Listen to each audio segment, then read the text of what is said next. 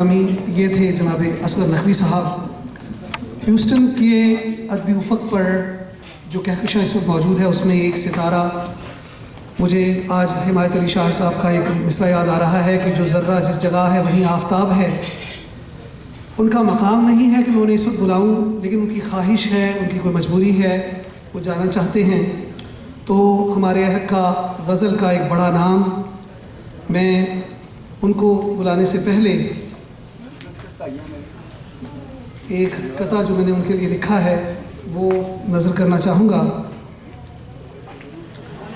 اللہ کا بڑا فضل ہے، انعام و عطا ہے. اللہ کا بڑا فضل ہے، انعام و عطا ہے. سب کچھ ہمیں مولائے حقیقی نے دیا ہے. لازم ہے کہ فردوس خدا ہم کو ملے گی، ہم کو تو اب دوست بھی فردوس ملا ہے.